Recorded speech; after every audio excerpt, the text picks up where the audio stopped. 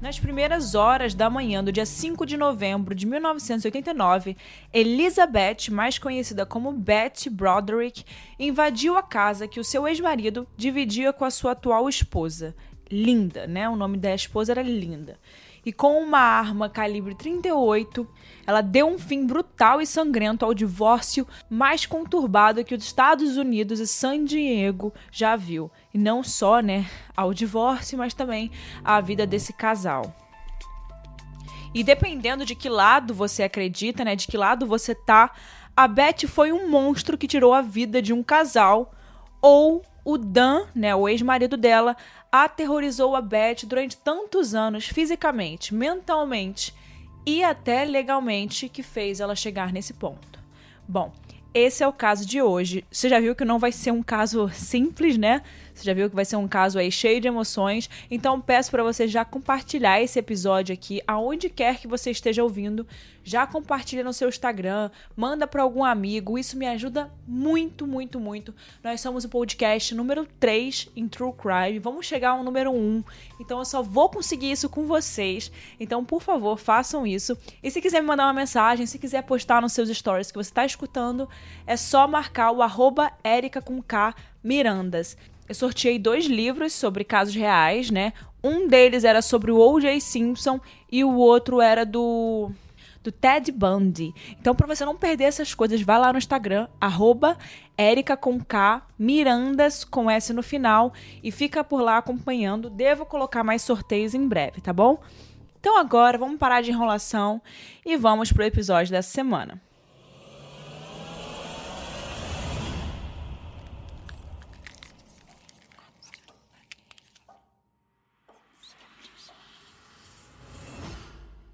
Betty Broderick se chama Elizabeth Anne Bisceglia e ela nasceu em 1947 no Bronxville, em Nova York. Ela foi a terceira de 6 filhos de pais católicos que tinham uma empresa de reboco que fez muito sucesso. Os pais dela eram bem rígidos, inclusive a Betty dizia que estava sendo treinada para ser dona de casa desde o dia que ela nasceu. E ela se lembrava muito de uma frase que eu vou falar agora para vocês, entre aspas. Vá para escolas católicas, tenha cuidado com o namoro até encontrar um homem católico, apoie-o enquanto ele trabalha e você será abençoada em seus últimos anos com lindos netos. Fecha aspas. Isso era o que ela costumava escutar dos seus familiares, né, da sua mãe, do seu pai. Então ela cresceu com esse tipo de ensinamento, era assim que ela vivia. Também, né, gente, se hoje a sociedade é machista, agora vamos voltar lá para 1947, em Nova York, como a sociedade não deveria ser machista e que com certeza as mulheres daquela época eram criadas para cuidar da família, né?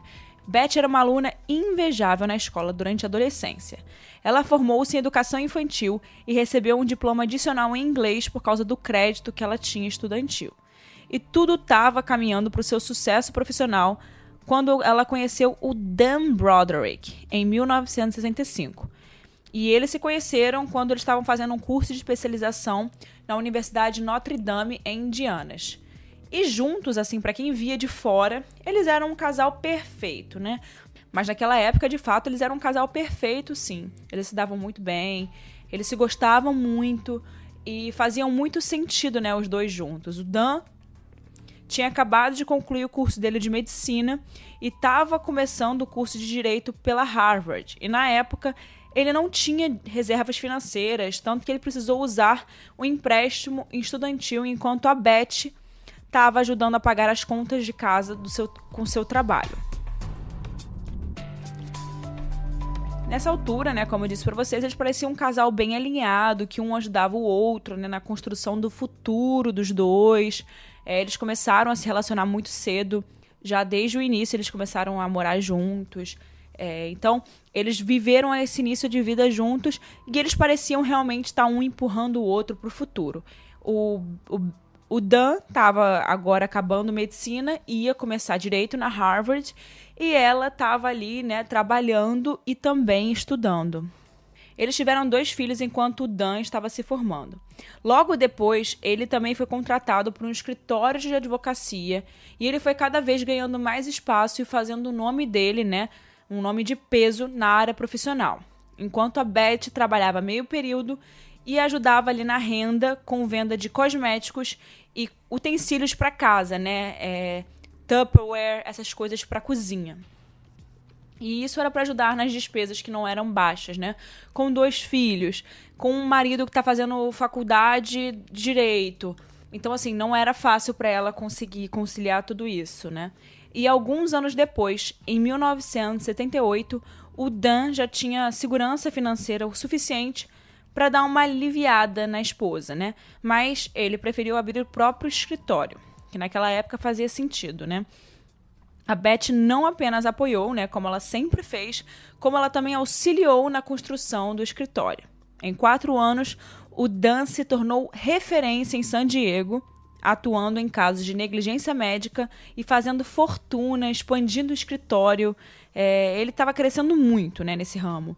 Ele misturava essa parte de medicina com o direito, né? Medicina legal, então ele estava fazendo muito dinheiro e estava ficando muito famoso. Ele, inclusive, era amigo de várias pessoas influentes, poderosas em San Diego. E nesse meio tempo, tudo parecia incrível, né? Uma família grande, uma família bonita, bem-sucedida, todos ali eram bem-sucedidos, né? Mas a esposa, né, a Beth, estava tendo um certo conforto até aquele momento, já que ele estava conseguindo tanta coisa, né? Já que ele estava conseguindo chegar tão longe, a Beth também já estava começando a dar uma aliviada, né? Não precisava mais ajudar tanto financeiramente. Só que esses bons tempos não duraram muito, né? A Beth começou a suspeitar que o marido, né, o Dan, tinha um caso lá para 1983. Depois que ele promoveu a sua recepcionista, que se chamava Linda Colquena, de 22 anos, para assistente pessoal dele. Ou seja, ela era uma recepcionista e depois ela virou assistente pessoal. Um contato muito mais próximo e também, né, o dia inteiro. Naquela época, a Linda não tinha nenhuma qualificação para o cargo e nenhuma experiência. Essas características ainda aumentaram, né, as suspeitas de Beth, que, claro, estava 100% desconfiada naquele momento. A Linda, na época, antes de virar recepcionista, ela era comissária de bordo da Delta Airlines, ou seja, ela não tinha nada a ver com direito, ela não tinha nada a ver com nada, assim, né? Ela era comissária de bordo. Também, com 22 anos, ela estava só começando a vida dela, mas ela decidiu não fazer faculdade. Então, por isso que ela foi comissária, recepcionista, e inclusive a Beth falava isso, né? Como é que ele pode contratar uma pessoa para ser assistente pessoal dele que não é formada em direito, que não está estudando direito, ou paralegal, né? Que nos Estados Unidos também tem o nome de paralegal, porque faria muito mais sentido ter um assistente pessoal que seja um estudante de direito, algo do tipo, né? Entre aspas, eu perguntei a ele que diabos ele poderia estar contratando a Linda Colquena para ser sua assistente. Ela não era uma paralegal, ela não tinha educação universitária, ela nem sabia digitar. Fecha aspas.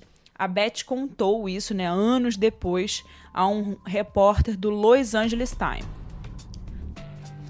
Até porque, se você parar para pensar, né, até esse momento agora, a Beth tinha todo o direito de questionar quem ele contratava para ser assistente pessoal dele, já que ela também ajudou financeiramente, apoiou financeiramente a carreira dele e também o escritório, né? Aquele escritório ela ajudou lá no início, quando ele falou que queria, né, investir dinheiro no escritório, ela deu toda a força, também ajudou financeiramente. Então, ela tinha, assim, todo o direito de questionar as pessoas que ele escolhia, né, para trabalhar com ele, né? Mas só que nesse momento o Dan já se achava, né? Ele já estava muito acima profissionalmente. Talvez ele nem lembrava mais lá de trás, né? Quem ajudou ele lá atrás. Bom, a Beth começou a ficar meio fora do normal pela dúvida que ela estava tendo, né? Ninguém gosta de se sentir traída, né? Ou de se sentir sendo enganada. Ninguém gosta. E teve um determinado dia, que inclusive aparece na série, né, de Dirty John. Se vocês não assistiram a série de Dirty John, eles contam exatamente esse caso e mostra a Beth tacando fogo nas coisas dele. Por quê? Porque era o dia do aniversário do Dan. Ela apareceu no escritório para parabenizá-lo, né, para poder fazer algo com ele no dia do aniversário dele. E ele já não, quando ela chega no escritório, o Dan não estava lá. O Dan tinha saído com a secretária, né, com a Linda. E ele passou o dia inteiro fora do escritório com a secretária. Naquele momento, ela não tinha mais dúvida, né? Ela tinha completamente certeza do que estava acontecendo. E ela voltou para casa muito pé da vida, pegou as coisas dele e tacou fogo nas coisas dele, porque ela já imaginava com quem ele estava, né? Já sabia com quem ele estava e o que estava fazendo, né? Que tipo de chefe passa o dia inteiro com a sua assistente pessoal no dia do aniversário, né? E foi nesse dia, né, que tacou fogo, que ele assumiu o relacionamento com a secretária e pediram o divórcio imediato, né? Bom, esse daí foi só o início de uma longa e exaustiva briga. O caso Broderick versus Broderick se tornou um dos casos de divórcios mais famosos nos Estados Unidos, principalmente por causa das questões envolvendo mulheres que trabalhavam enquanto ajudavam, né, os seus maridos em escolas profissionais ou faculdade, pós-graduações e estavam ali fortalecendo eles. Bom, a partir desse momento, o comportamento de Beth se tornou cada vez mais raivoso, né? Ela estava cada vez mais fora de si. A Beth, naquela época, já estava deixando centenas de mensagens muito ruins, muito feias, cheias de palavrões, mensagens muito pesadas na secretária eletrônica de Dan e ignorou diversas ordens de restrição que a proibiam de colocar os pés na casa do Dan. E ela até pegou o carro dela e entrou na porta da frente da casa deles só para tentar conversar, né? Porque ela não era escutada, ela não conseguia conversar. Então ela foi e jogou o carro dela na porta da frente da casa. E para piorar a situação dela, né, diante do tribunal, quando ela entrou com esse carro na casa, os filhos dela estavam dentro de casa nesse momento. Isso foi muito pior para ela no tribunal. A Beth negou todas essas acusações. Enquanto o divórcio era organizado, o Dan se tornou o presidente da Ordem dos Advogados de San Diego. E a Beth, inclusive, deixa claro que isso dificultou muito o acesso dela, né, a um advogado. Ninguém queria entrar contra o Broderick, né, na justiça, em um caso que já estava ficando super famoso. E esse processo durou cerca de 4 anos. A Beth cada vez sofria mais, né, com a perda dos bens que ela tinha, da guarda dos filhos e também o abandono afetivo que ela teve. Imagina uma mulher que tinha 4 filhos, um marido, tinha uma família que era o sonho da vida dela, né, construir uma família, 4 filhos, uma casa cheia. Do nada, ela tá sozinha em casa, sem a guarda dos filhos, sendo chamada de louca pelas pessoas, ninguém atende ela, sem dinheiro, ela ficou sem dinheiro, ela ficou sem nada, tirou tudo dela. E com o tempo, né, foi passando, o Dan marcou o casamento com Linda, eles iriam se casar. E ele temia muito como a ex-esposa ia reagir, né, ou se ela ia aparecer lá. Mas acabou que a Beth não apareceu no casamento, mas ela já planejava ali alguma coisa. A Beth, naquele momento, ela perguntava quase que metodicamente aos filhos dela, né, quando encontrava eles, porque ela não tinha o direito da guarda, ela só via de vez em quando, muito raramente. E ela perguntava sobre os cômodos da casa do pai, né, e onde ficavam os principais itens. Ela ficava perguntando os detalhes da casa, para ela ter uma noção melhor. A peça-chave foi a filha Kim, que deu uma das chaves para a mãe, né, uma das chaves da casa para a mãe fazer uma cópia. Entre aspas, a Beth diz: "Ele levou minha casa, meus filhos e meu dinheiro." Fecha aspas. Bom, o divórcio foi finalizado em 1989, 4 anos depois que o Dan entrou com a primeira petição. Bom, durante a madrugada do dia 5 de novembro de 1989, a Beth foi à casa do ex-marido e silenciosamente desligou o circuito de segurança. Ela também desligou os telefones para que a emergência não pudesse ser chamada. E assim que ela entrou no quarto do casal, ela se deparou com os dois dormindo. E a Beth acabou disparando 5 tiros de um revólver calibre 38, matando os recém-casados. A Beth acabou sendo presa horas depois. A defesa do advogado foi composta por grandes nomes do direito no condado. Mas a defesa de Beth conseguiu adicionar provas de que, ao longo dos anos, ela foi torturada psicologicamente e fisicamente pelo marido, pelo ex-marido. E que ela acabou, tendo esse ato, esse acesso de fúria que não condiz com a personalidade dela, que era uma mãe de 4 filhos, que cuidava da família, mas ela estava ali possessa pela raiva. Em 2 julgamentos, o júri terminou empatado, sem concluir uma sentença. A Beth declarou em seu livro e em diversas entrevistas que não tem remorsos do ato, mas não aprova que o mesmo seja justo. E a Beth, inclusive, acrescenta que ela resolveu fazer isso com as crianças um pouco mais velhas, que já não eram mais crianças, que já estavam criadas, porque ela sabia que isso traria muitos problemas no futuro, Sem o pai, a mãe na prisão, então ela não queria deixar crianças, sem estarem criadas aí pelo mundo. A Beth está até os dias atuais na prisão e ela teve sua solicitação de liberdade condicional recusada em 2017.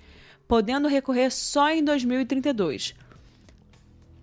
Apesar da reclusão, ela recebe cartas de mulheres por todos os Estados Unidos, afirmando que compreendem o ato e manifestando total apoio para ela. E durante o julgamento, que aconteceu em 1999, a Beth afirmou que ela só queria atirar em si mesma diante do casal, na frente do casal, mas que intuitivamente disparou contra a Colkenna, contra a Linda, quando ela começou a gritar, porque ela diz que a Linda acordou, viu a cena e começou a gritar e ela teve que atirar nela. E se vocês quiserem ver qualquer outro tipo de conteúdo sobre esse caso, tem essa série chamada Dirty John, que foi aonde eu assisti, da Netflix. Foi aonde eu assisti, onde eu fiquei viciada nesse caso.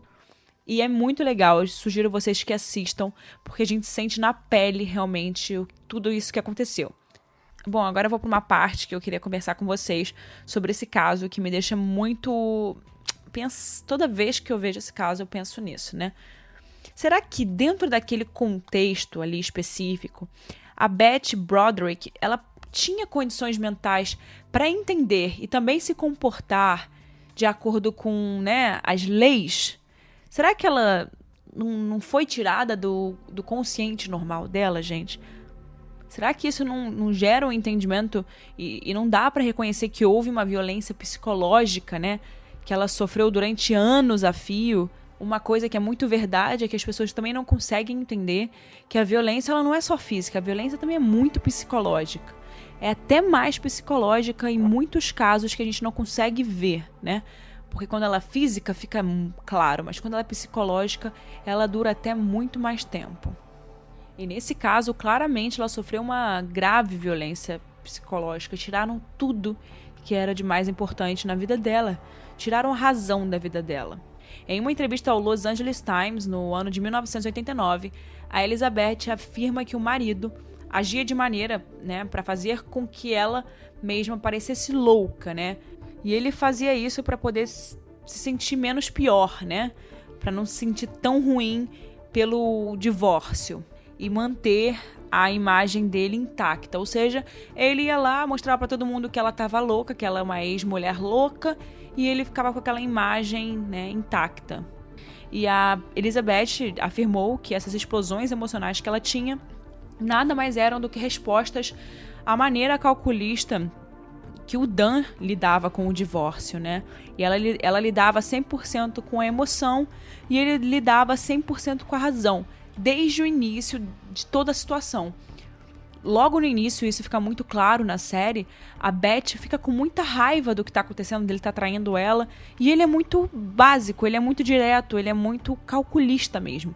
Ele vai direto pro divórcio, ele vai direto levar pra justiça, enquanto que ela tá naquela situação passional ainda, Ela tá no sentimento, e ele já tá na parte racional, ele já tá lá na frente, sabe?